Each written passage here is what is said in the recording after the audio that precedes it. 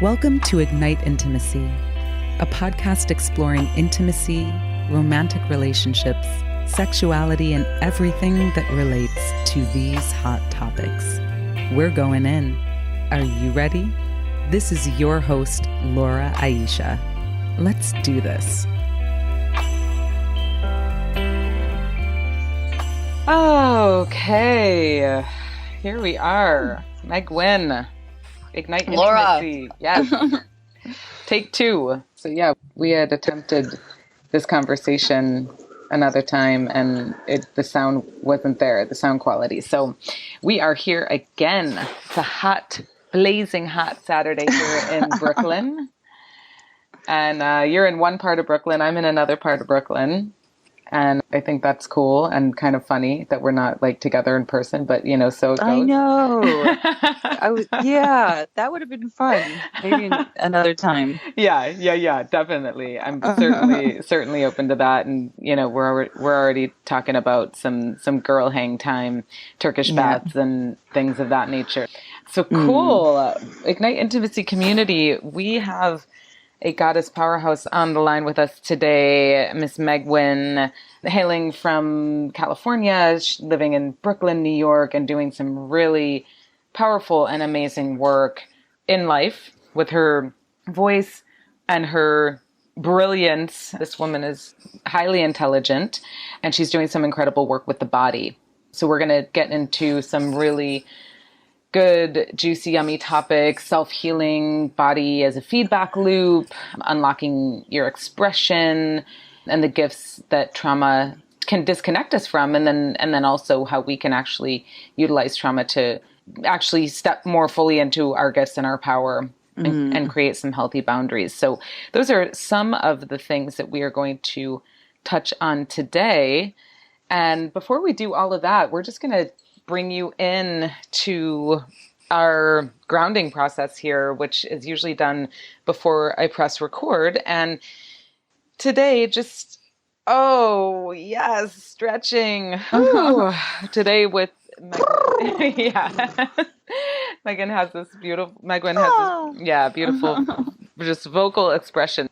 So let's take a moment, everyone, if you're sitting somewhere safe and you are not operating any machinery or driving your car, please feel free to join us in a meditation.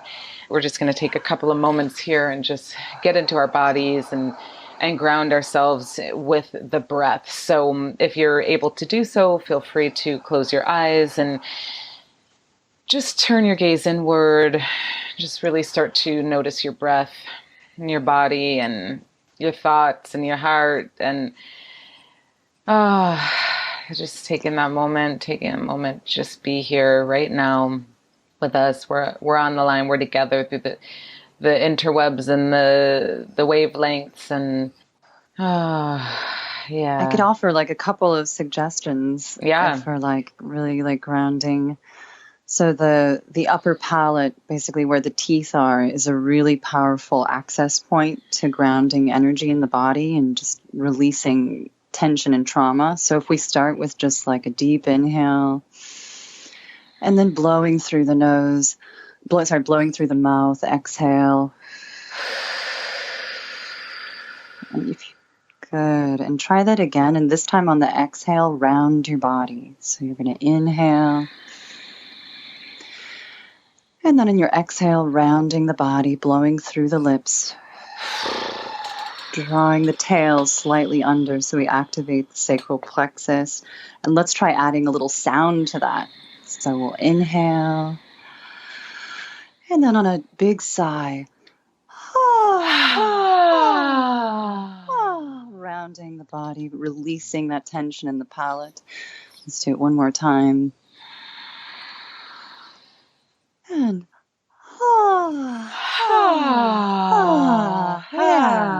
letting the tongue unfurl forward. And maybe let's also now blow through the lips and add a nice high sound.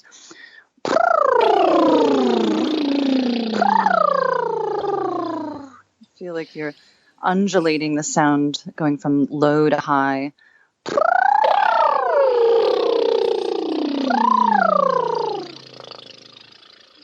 Yes, and just now saying the word yes.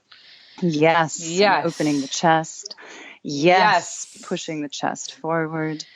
Yes. And then just making a nice little humming sound, just vibrating the lips. And feel in the tone as you vibrate the lips, whatever state you're in right now. Just we're trying to find what's the feeling at the top. So if we didn't have language or words, how would you be able to express with this sound the feeling state of where you're at? And obviously it's going to naturally move you into a new feeling state with each sound, because we're going into the layers of the feeling. Feel that sound dropping deeper and deeper into your belly, even vibrating your sexual center. So what movement do you have to do to relax the body, to get that vibration all the way down?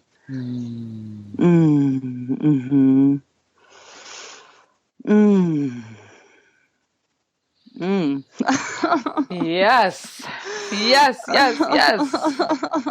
Thank you, Megwyn. And just, coming into an open-eyed state, into the present moment with us here, live and direct, Brooklyn, New York City, hot summer days. Awesome. Hot summer days. Yeah. Well, I'm in the basement, so I have like pretty cool space here. Nice. Yeah.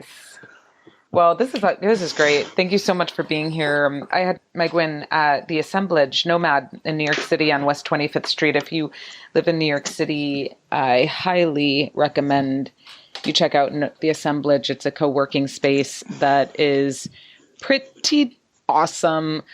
Beautiful energy, incredibly beautiful space, many spaces throughout the building, some really cool people. I met my Ayurvedist Noelle there. She is the in-house Ayurvedist. She does all the, meals for breakfast and lunch at the Assemblage. Oh, wow. Yeah. So it's pretty cool. They have memberships. It's a co-working space and also event space. So I highly recommend that you check it out. So we met there, and an LA friend, Peter Opperman, happened to be there. I actually walked into the session that Peter and Megan were contributing to, sort of, by accident, in air quotes.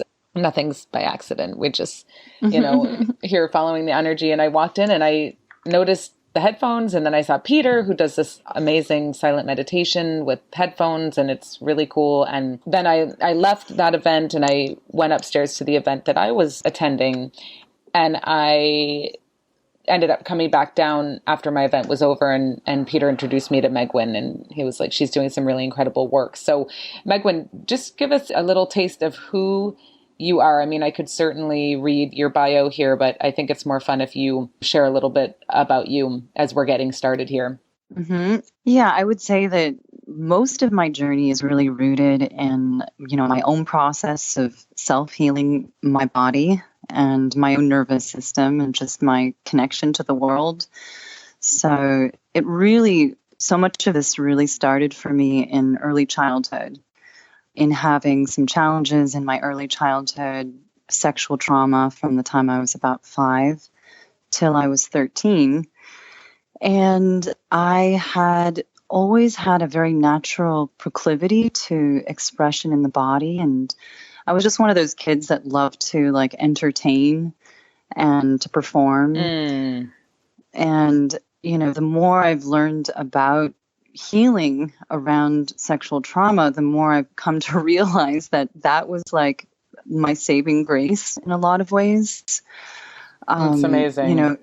I feel I'm getting kind of even chills just talking about it, just very emotional in a way that, we don't even sometimes, we know art is so healing, but, particularly in the realm of any kind of trauma that, would normally force you into a kind of shut down space, which is a natural response pattern from the nervous system to protect, the ability to express and to perform And to kind of to go into embodying different characters, different emotions was really the first access point I had to seeing that, the emotional space that I was in, which was, feeling very isolated, very disconnected in a lot of ways from the world, being able to go into these different characters and different emotional states and also get that reinforcement from the audience, like, yes, we like this, you're doing great. And that's like that was really that first feedback loop, having that the audience, and that became something I was, very obsessed with from most of my childhood into my early adulthood. And I pursued acting and, really pursued it within a container of, kind of more like a conservatory training. So that means that there was like a bubble really that I could perform in and express myself in. And upon graduating from the Tisch School of the Arts around basically 2001, I was gearing up for industry night, which is basically where you perform for all these agents and talent scouts. And it's kind of in a lot of ways like the thing that I was like working towards for my entire life. You know what I mean? I always had this vision, like, once I get in front of people, I'll be able to, like, I'll be discovered. And then, you have this kind of fantasy. And that was actually reinforced in a lot of ways from my education, because I graduated at the top of my class. I was, it was a very selective process to even be in have this particular opportunity. So basically the day of the industry night happened to be the same day as September 11th. Wow. As luck might have it. And so just to kind of explain what it was like that day, I was so excited that day. I woke up like very refreshed and really like just jazzed. Like, this is, the day I've been waiting for. I had put my rollerblades on. I was going to skate through Central Park and go down to work a little bit with my partner. And I get my rollerblades on, and I just moved uptown, and basically the manager of the building basically tells me what's going on. The world is coming to an end, and essentially, yeah. So, and if you were living in New York at that time, or even not living in New York at the time, I think anybody that was just exposed to the news could, that there was this kind of like, there was this PTSD that sort of covered the city. I don't know. Were you living in the city at that time? I was not. I was in Buffalo, and I remember. I'm just thinking now where I was when I heard the news, and it was. I mean, it was devastating. And then just watching, sort of wide-eyed in complete disbelief, all day and all night at the television to just try to understand what was actually going on. And I mean, I've heard from many of my friends and family who were in New York City at that time. It was just absolutely soul crushing. It was, everything changed. Everything changed from 9/11. Yeah. And 9/11 in a lot of ways is sort of a metaphor for when I think about things like PTSD trauma and where a lot of people are at with that healing process. Because one of the things I remember most distinctly was obviously just, the terrorizing images, but it was that everyone kept having to go to work and do the normal thing, things just kept running as though nothing had happened. So that was almost like a secondary trauma. I remember thinking like, everybody's just walking around as though there's not, like, I remember there were a lot of people with headphones on, days and weeks after the event. And it was like everybody just went into this isolation and, subtle disconnect because it was too overwhelming to kind of deal with. But anyway, so after that event, that then, basically then I had to, the industry night was postponed about a month later, and I was still in this kind of shock state, and that really showed in my performance. I just kind of basically blew the performance. It was like, oh my gosh, very flat. I like forgot my props. Like it was one of those things where you just completely screwed everything up, which then I, of course, internalized tons of shame, after that. It's like, what do you do? And at the same time, what was happening in my body was that I started to develop serious acne on my skin. I'd had struggles with that, throughout college, but after September 11th, it just seemed to get like really, really bad. So, after that experience, I, was living in New York, kind of struggling in New York with this terrible skin, feeling very unconfident. And when I tuned into my body, because I really always had that kind of reference, because that was sort of my I guess saving grace as a young child, was that ability to kind of tune into that feedback loop of the body. I realized that the acne was really a trauma response, not just to September 11th, but really to the trauma I had experienced as a child, which, in a lot of ways, the acting helped me to process and to perhaps, manage without having, psychotherapy and other types of models to support me. Mm-hmm. So essentially after that, I gravitated towards learning yoga. And that was really the first time when I really started to see the potential of like, I can heal this. This is not, this is not something that I have to live with for the rest of my life. I kind of had this intuition that, my skin would get better, but that I was going through some kind of healing process, and that I needed to have compassion for myself, which was definitely the hardest part, but that things would eventually get better.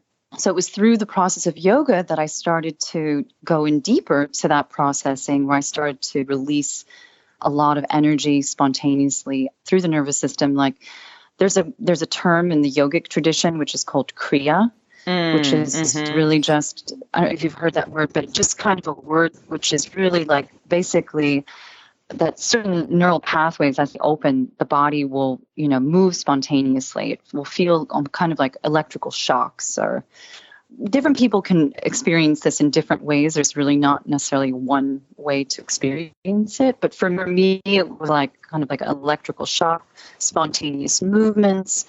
And this started to lead to kind of more, I guess, higher, kind of more spiritual awareness. And then I began to gravitate into other forms of body healing, because I realized like I need to get grounded. I need to find my legs. I need to get into my roots, And because, again, this is something that I'm particularly sensitive to. Like after September 11th, the other thing that upsurged was my empathic abilities. Like, wow. I could just feel pain in people's bodies. It was like, I'm like, do you have a shoulder thing going on? Because I feel pain, and they're like, how the hell do you know that? And so there were these abilities that were awakening, but I didn't have the boundaries, within myself to be able to navigate all of that. And that's where yoga and these different body tools became really, really helpful. So things like Pilates, different kinds of body work.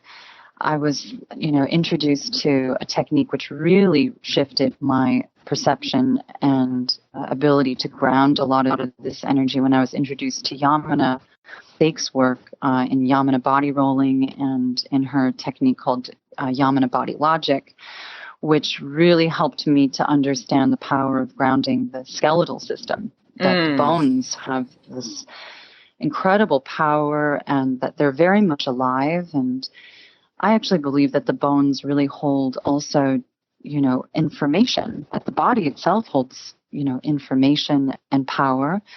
And perhaps, if I hadn't gone through some of those experiences, maybe I wouldn't have been drawn to going into, such deep of this, because it really felt like the only way I could survive was to go as deeply into all of this as I could, because of the sensitivity.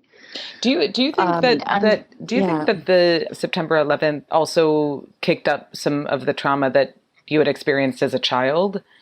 Oh yeah, absolutely. I think in a lot of ways, the trauma that we experience is also, it's almost like a time capsule in the body. And it's one of those mysteries too, I'm so fascinated by it, because it's like, the body knows not to release everything all at once. Yeah. It's really genius. Yeah, it is. Well, the body is brilliant. You can't handle all of this at once. Come on. Yeah. Are you kidding? Like, talk about technology. It's like our body is so amazing.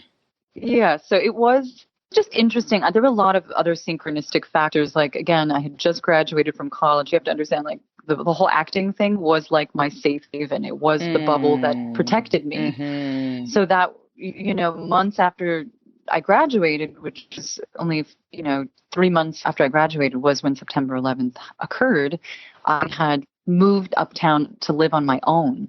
And it was the first time I had ever lived by myself.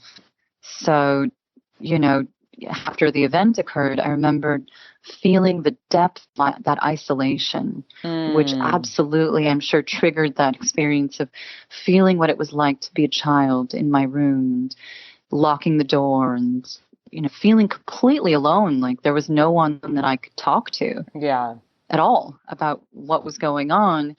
And, I think that absolutely, re-triggered it. And then just the feeling of like, I didn't have an outlet, to really explore that sensitivity of, expressing the emotions through my embodiment, through my body. I was like working in a hotel, hospitality industry, and you have to smile and everything. It's great. And what can I do for you? And everything is about pleasing others. Mm-hmm. And I think that's something that happens with a lot of empathic people, that because that's a skill that we learn. It's like a coping strategy. Like I must make sure everything is, good for everyone else on the outside. And then that ability to, hold your own boundaries and express your own needs becomes thwarted because you don't have that training in that early childhood. And we now see through, science that the early childhood, co-regulation of the nervous system, the comforting sounds from the sounds of your mother, the touch, the interplay between communication that is more emotionally embodied helps to develop these circuits really in the brain so that we feel safe to navigate the world and to take on the challenges, of life. Yeah. So, yeah. Well, okay. So this is all so juicy and interesting and just, fascinating. There's this part of your bio that I'd like to read here because it's really powerful. Through years working one-on-one with clients, Megwyn discovered patterns of contraction in relation to the energy of voice within the body. Mm-hmm. Talk with us a little bit about that. I would love to. That was really a pivotal moment for me and kind of like a miracle moment, because I had been studying, all of these different techniques around helping people to ground the body through Pilates, through body work, and through various techniques. And a lot of it was like more like applied kind of therapies. So I was doing a lot with body work at that time, working with kind of helping people with, healing injuries. But what I had realization around after I had an awakening experience of my own, I was in a guided experience with someone in a therapeutic setting where this person helped me to find my voice in relationship to some of the experiences that I had in the past. And it was in this moment where I started to express like my body, my brain, and I had said my nervous system. Now I'm not embodying it to the degree that I experienced it at the time, but that was really important to unlocking the channel.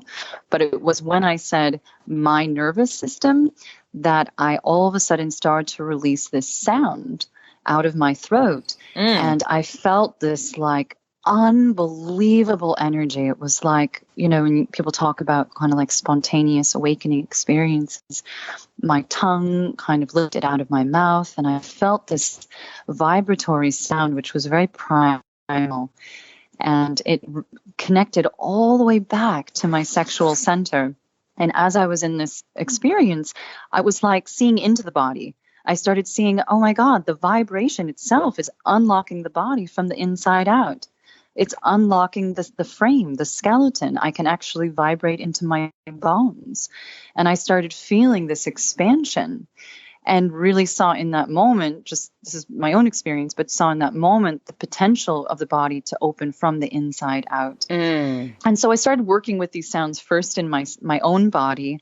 and really then started to see in working with my clients, because I'd never really worked with sound. It was always just, working with breath and helping to facilitate the connections of the breath. Mm-hmm. But after having this experience, I started to just, be curious. And so I, noticed that, for instance, if someone had a shoulder or, an issue with their jaw, throat tightness, a lot of times there was a history of trauma, a lot of times like sexual trauma. So that already I knew there was some connection. Mm-hmm. And it was when working with these clients when I started to say, let's see what it's like to start working with a little bit of vocal expression. What's it like to vibrate into this part? And can you get your voice into this part of your face? And what started to happen was people started to also have these kind of spontaneous awakening experiences.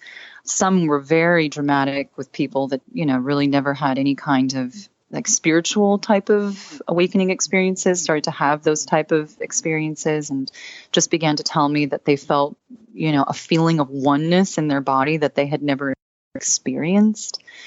And because the voice is one of those things that it's like, it's an integrator. Yeah. If you can't feel your voice into the depth of your body, there's always this kind of subtle disembodiment experience. And I'm sure, Yeah. Well, and one, I think about how people are so locked up about their voice. And I think about, even just like when you're in some sort of like a meditation or yoga or dance class and the instructor says, okay, now, like, let's hear some sound as you're breathing out, like really let it go. And depending on what environment you're in, you hear hardly nothing or these little like peeps of sound, and then in other environments, you really hear people just like letting go and having that vocal expression. And think about a guy that I don't know what you would call it, a boyfriend, when I was 16, I guess. And he actually, I want to say he shamed me, but I don't think his intention was to shame me. He expressed some level of discomfort with my vocal expression during our intimate, escapades. And I held on to that for so many years.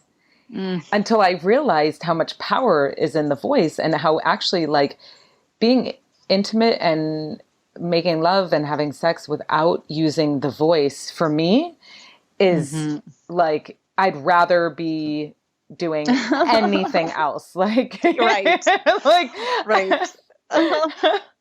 Well, let's talk about that because I'd love to bring some of the science in, to help facilitate more of an awareness around it, because there is this kind of unconscious holding, that a lot of times people will experience around the voice. And a lot of it is that it's actually because it's so powerful. It's so powerful to shift and also sometimes even bring things up, that maybe you don't feel so comfortable, navigating into. But I'll just kind of fast forward to, experience my journey in this healing journey was, I was intuitively working with these sounds and starting to see these shifts in my clients and, in my own body. And I was introduced by someone that had been working in the trauma field for many years and worked very seriously, around working with people in kind of like war zones and just very intense stuff. She told me, she said, you're working with the vagus nerve. Like, you really need to explore and understand more about the vagus nerve, because everything that you're doing, it's like it's really helping to up level this part of the body. I didn't really know what that was at the time, but basically I started to do more research and then stumbled upon the work of Stephen Porges, who is this incredible scientist who's been doing this really groundbreaking work over the last 30 years around the autonomic nervous system. So what is the autonomic nervous system? It's basically the nervous system in the body, the ability to, and it's really the core of all wellness. The nervous system, essentially supports things like the metabolic rate, inflammation in the body, supports brain health, the ability to, to balance the emotions and the complexities, of life, really.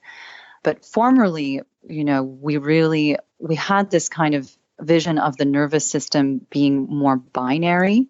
So we kind of think about the sympathetic and the parasympathetic parts of the nervous system.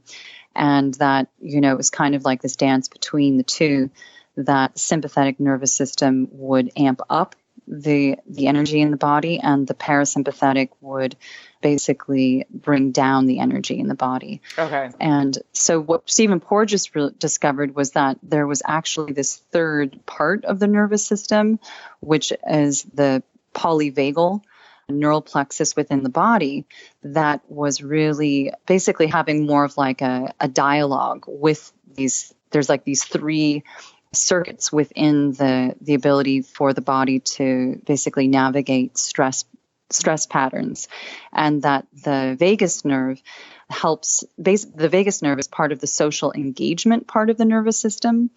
And so what that means is that, things like the voice and facial expression and the ability to also, hear in more empathic ways were also part of what helped us to ground the body and also access these higher parts of the brain. So when that part of the nervous system is shut down, and this often happens with people that, have experienced different kinds of trauma, and it doesn't have to be something, we tend to sometimes think, oh, trauma, like sexual trauma, right? Or like being hit. But sometimes trauma can be the experience of not feeling the emotion, feeling that reflection of feedback of emotions between your caretaker. So maybe your father didn't ever express emotions and was very shut down. This can actually traumatize the system, because what happens is the vagus nerve is really the phylogenetic upgrade to our evolution as mammals. It's part of the more recent circuits within the body, but it still holds connection to these ancient circuits, which were more sort of reptilian. But, and we know this kind of intuitively. We know how important it is to bond and to connect and to have authentic relationships. But now we're seeing that those relationships also affect our immune health and our sexual well-being and our feeling of, just connection to the world. And so the reason why this was so important in relationship to what I was discovering around the body was that I was focusing on using these sounds to open up these structural pathways, particularly in the upper part of the body, the face, the throat, and the chest area, and was finding that through working with the voice, I could then actually open up the whole body.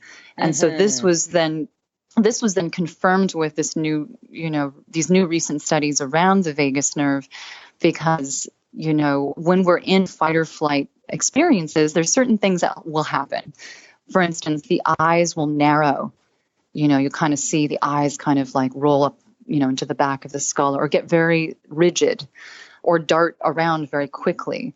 The jaw will often tighten and contract inward. The tongue will get kind of, arrested within the mouth. You'll have all sorts of different things will happen with the tongue. But the tongue, for instance, just looking at that, it has very deep branches of the vagus nerve that then travel down into the other parts of the vagus nerve, which connect into the heart, the lungs, the deeper visceral body, the intestines. Oh gosh, interesting. So basically, when we're in those states of hypervigilance, when our voice is contracted, when we can't express in the upper centers of the body, through facial expression, feeling relaxed, we can't then navigate into the lower parts of the body that allow us to feel grounded and really are tied to our gut instincts. Interesting. Yeah. Yeah. Well, it's like it holds everything in instead of allowing it to be fully expressed. And as you're speaking, I'm just thinking about how I've been noticing through the years how I will just like notice, wow, I am just holding, like my tongue is totally tense and tight right now. Like, okay, just relax your tongue, relax your jaw. But I just notice more and more how much tension I hold in my tongue. I'll even wake up in the middle of the night sometimes and just have my tongue be like pressed against the roof of my mouth, or it's interesting. Well, there's one simple exercise that I can even offer you right now, and for anybody that's listening, Great. just because it's so great to just have the experience of this.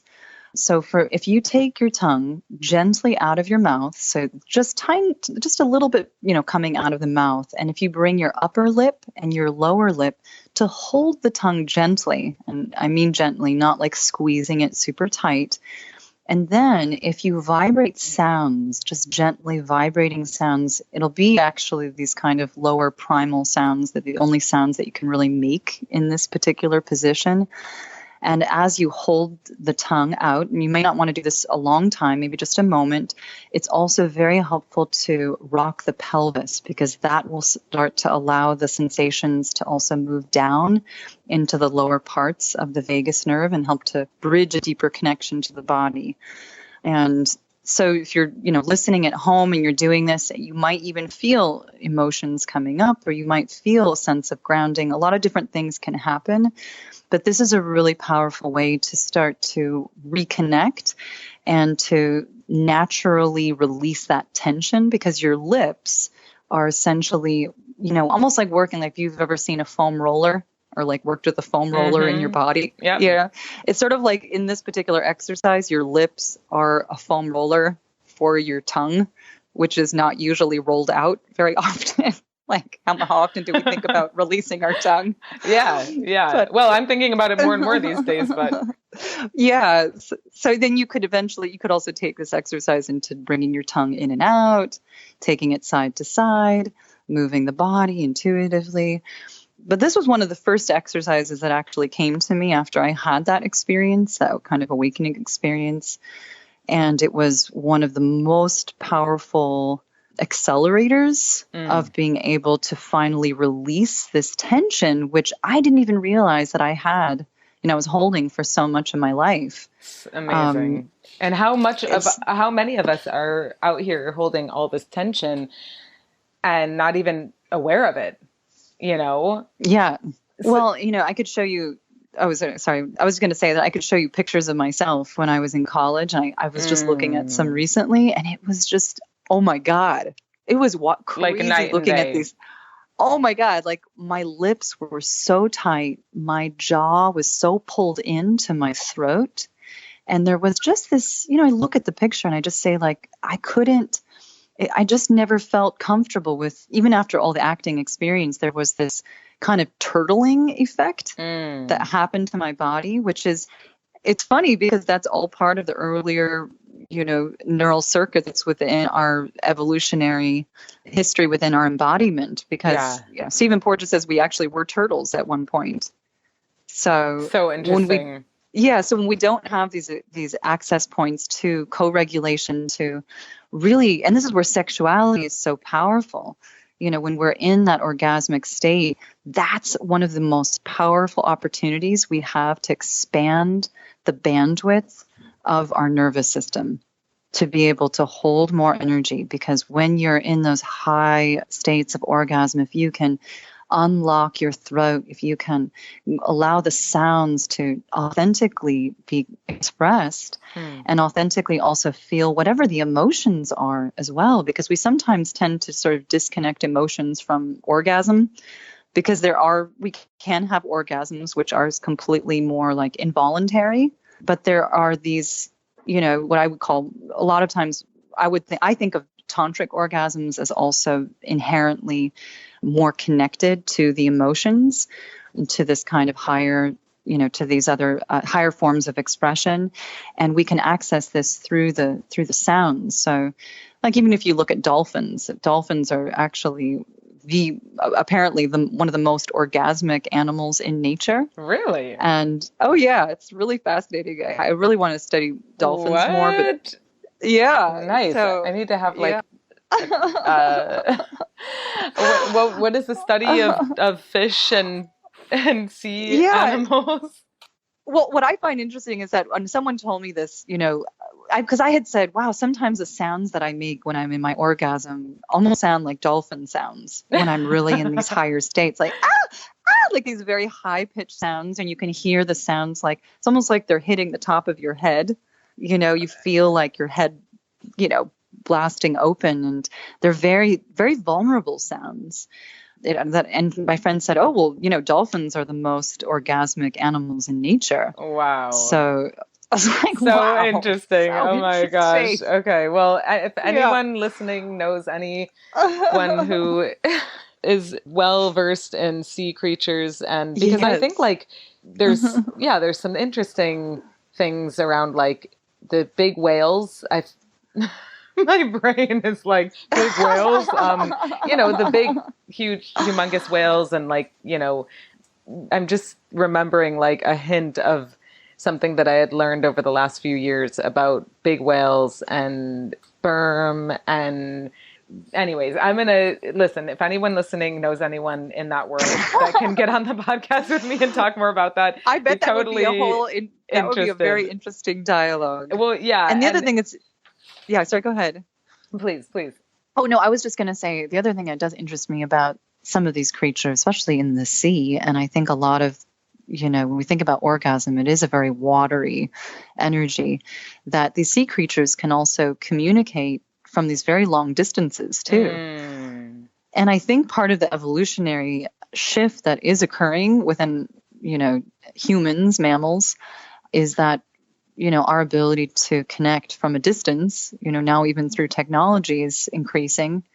And then even with, different tools that we're creating around, supporting sexual wellness and health are also are working, at a distance, like with, like, let's say sex toys that, are being conducted from a distance.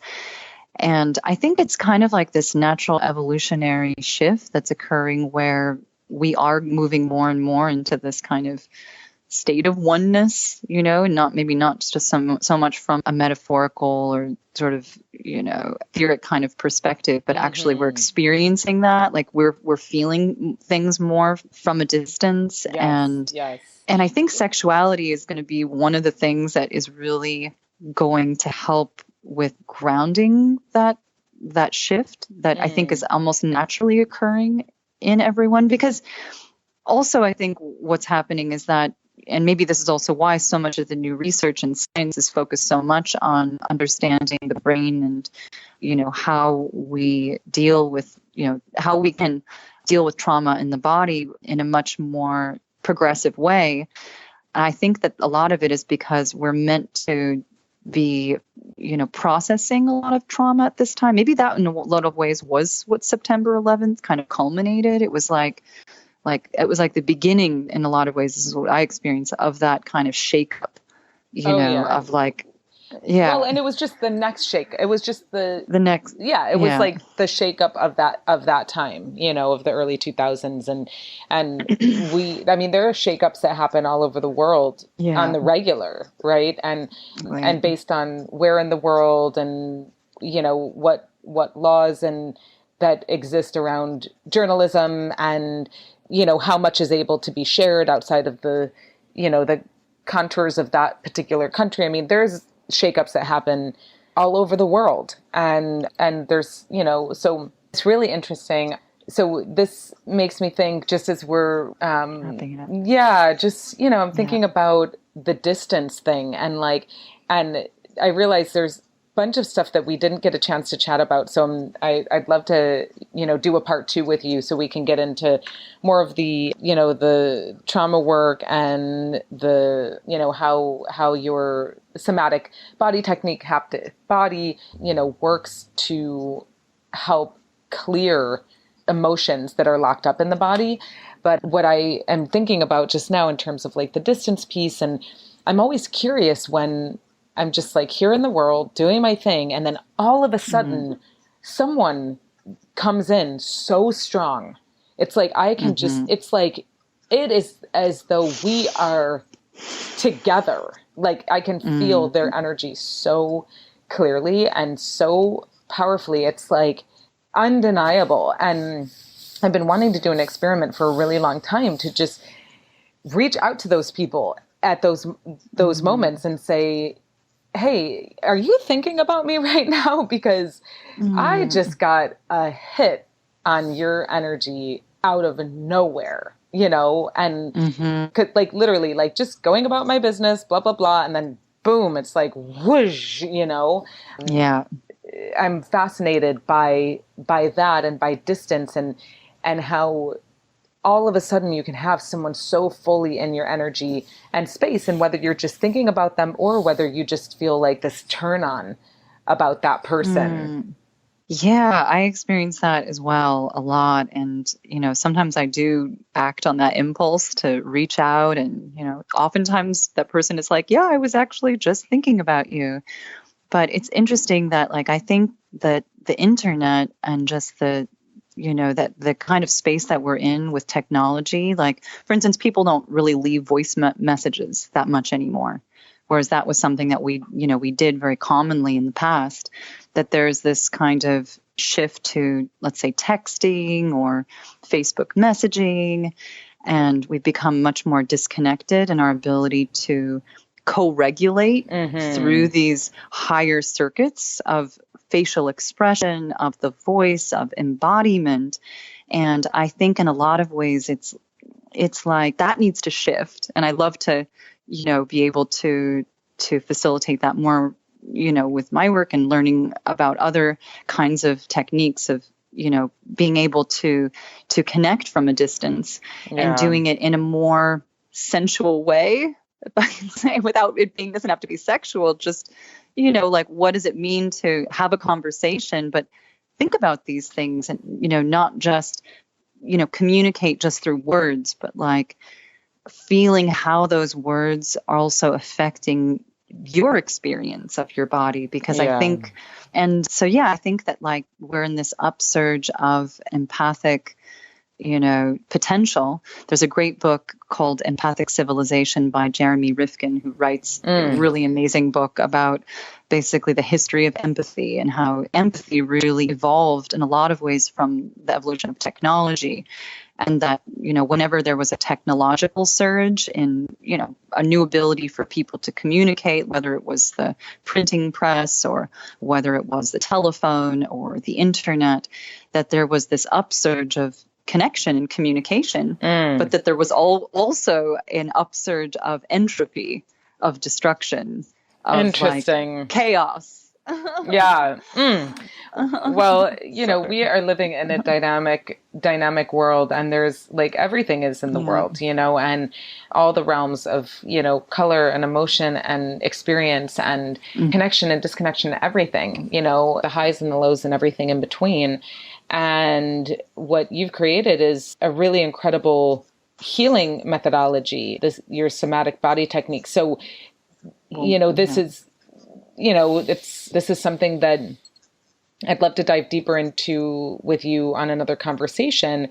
And then also just letting people know how they can find you online so that they can know more about your work, integrating these tools and methodologies to heal sexual trauma and to focus on sexual wellness and sexual integration work. Yeah. So you can find me at hapticbody.com, which is spelled HAPTIC, body.com. And I'm currently in the process of basically putting out a series of products that will help to facilitate that clearing of trauma within the body through different feedback tools that work directly through the skin, and also systems of, connecting with the voice.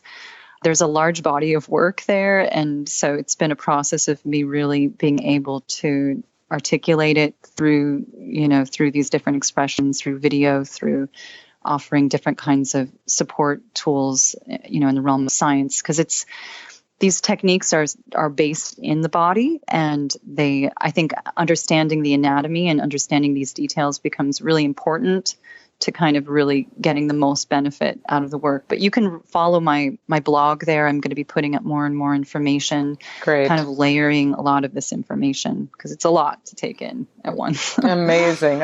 So you can find Megwyn at hapticbody.com. Megwyn, thank you so much for joining us today. This is a powerful conversation, just ebbing and flowing into so many different spaces, and just truly grateful that you exist and that you've been able to take the trauma that you experienced as a child and channel that into healing and transformation and being just a brilliant creator and co-creator in this world, and someone who's supporting others to deal with their trauma. It's absolutely incredible. Well, thank you, so much for having me and for like diving so deeply into the conversation. I can really feel that so much of the deeper information, knowledge really comes from having these kind of conversations. And I really appreciate you, for how deep you go and for how genuine, you are learning and exploring on your own and facilitating these dialogues. It's a real honor to be here with you. Give thanks. Got to give it up to Peter Opperman and the Universal Flow for bringing us together. And let's discuss getting you on again and diving more into the tools that you use in the haptic body technique. And for now, Ignite Intimacy community, you heard it here. Check out Megwyn, hapticbody.com. And, we love y'all. We're so incredibly grateful that you tune in and share with your friends. We're now, over 22,000 downloads. We're just like, the podcast is growing. It's getting out there. It's so exciting because, we've been at this now for almost 2 years. So to see it reaching more people and to have more people reaching out and saying, oh my God, thank you so much for these episodes. I'm learning so much about this and that. And I actually tried some things on my partner last night that drove them wild. And it was amazing. Thank you so much. So we love y'all. Thank you. Thank you. Thank you. And stick around. Stay tuned. We've got more goodness coming your way. And Megwyn, again, thanks so much for joining us. Thank you. All right. I really appreciate it. Yes. And everybody stay blessed and ciao for now. Thanks for tuning in to another conversation on the Ignite Intimacy podcast hotline. We love that you choose to spend your time with us. Check us out at igniteintimacy.com. Subscribe to us on iTunes and leave us a review and a rating. It helps more people know about us. We love to hear from you. You can email us with questions, comments, or suggestions to hello@igniteintimacy.com. And tell your friends. Music was arranged by Jason Pfaff and Mike Corey, and this podcast is produced by yours truly, Laura Aisha. Thanks again, and we'll see you on the next one. In the meantime, let your light shine bright and ignite your intimacy.